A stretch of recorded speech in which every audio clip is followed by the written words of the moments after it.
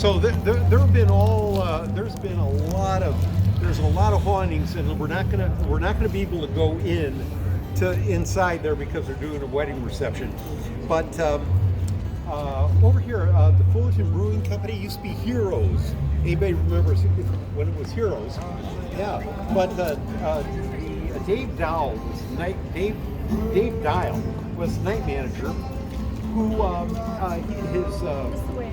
his office was behind the bar, down some stairs, and he would see a shadowy figure at the bottom of the stairs that would always vanish just as he started walking down the stairs. And he sort of got the feeling that there was something up. One time he was down.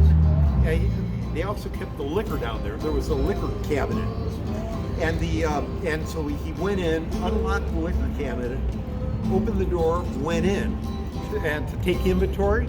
The door slammed shut behind him, and then he heard the unmistakable sound of the keys being turned in the lock to lock him in. And he as quick as he could, he pushed the door open, and of course there wasn't anybody there, and there wasn't any there was no way somebody could have been down at that door, got up the stairs and went through the restaurant without anybody seeing them. So then when the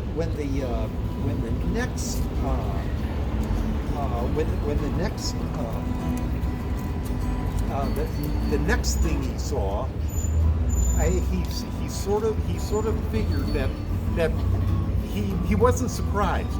He was down in his office, the liquor cabinet was right over there, and out of the liquor cabinet comes floating this full torso body apparition of a man that Dave Dow told us looked to be maybe 30, 40 years old.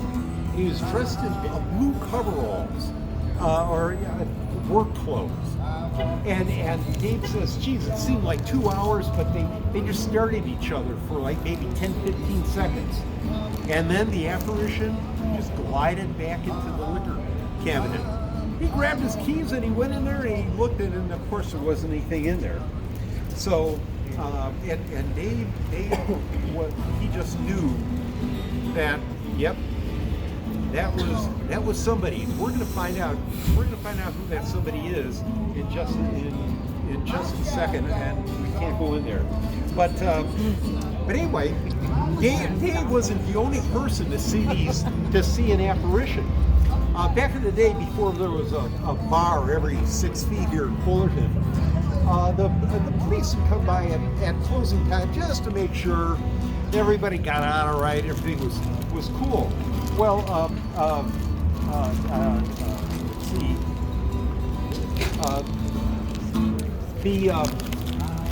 A 17-year veteran of the Fullerton Police Department was sitting out here one night at closing time, and he was looking into Heroes, and he sees Dave come out the door, and lock the door. But he also sees there was a cigar store Indian sitting right by standing right next to the bar, and but next to the Indian was a guy who looked like he had a few drinks, and he was just kind of standing there. And the police officer said, hey, Dave, you gonna leave? You got a customer in there? He says, I don't have any customers in there. What are you kidding? He goes, yeah, there is. He's standing right there. And Dave turned around, and the man just vanished. They both saw him, but he vanished. So that is that. But let's see. I don't know. Okay. So anyway, that apparition of a man in his 30s or 40s dressed in work clothes. Well, there was this. Then we get into the story of Neil Hughes Sight, 71 years old. He lived on Whiting Street, right here in Fullerton. He checked into the Hotel California, the California Hotel, on February 10th, 1958. He checked in at 9:30 a.m. and he never checked out. He Neary, and we don't know why. Neary went into his room up on the third floor, took off his hat, took off his jacket, and put him on the bed, went out onto the balcony, and took a swan dive off the third floor.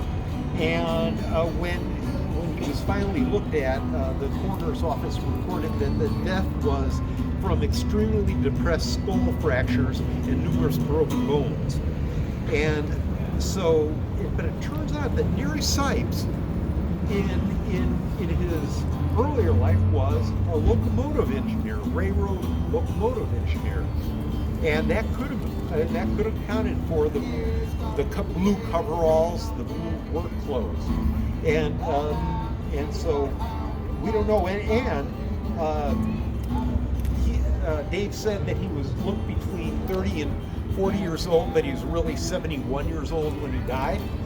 Well, if you were going to die, and if you died and wanted to come back and haunt somebody, you'd come back as your younger, thinner self. I know I would, but Same. And then the Brownstone Cafe. Anybody eat there? The Brownstone Cafe, really, really cool. They've had sightings for as long as the Brownstone Cafe's been there, but the one they really like to talk about is Chris Pouch, who was the owner at the time, got a call at about 11:30 at night from the alarm company saying, "Hey, somebody's inside your restaurant." And so he lived pretty close by, and he drove over here, went in, he unlocked the door, went in, looked around, there wasn't anybody there. And so he calls the alarm company. "Hey, there's nobody here." They said, "Well, yeah, but we have, you had us install motion sensors, but we see motion sensors going off in the restaurant. And as a matter of fact, it's coming towards you." And so Chris, not wanting any trouble, ran out of the restaurant, hit the door that had one of those bars on it to get the door to open. The door wouldn't open.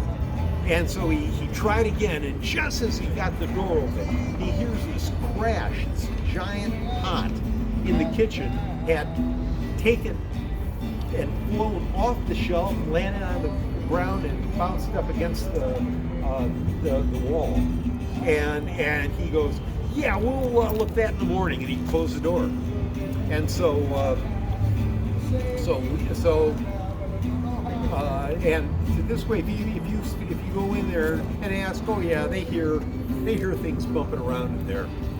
And Lolo's Boutique, right at the corner over there, she just moved out. She just went out of business after a long career there, and she was haunted by Carlos, the original handyman for the hotel. And Carlos would hide things from her, and he was Latino, and she turned on light jazz. He would turn the radio onto a Mexican station. So he was just and he was fun, and she would talk to him every day. Okay, well now we are going to oh, and another thing, you notice the bricks. Bricks, I found out bricks are porous, and bricks tend to keep psychic memories inside of them, and that might have some reason why some of these old buildings are the most haunted.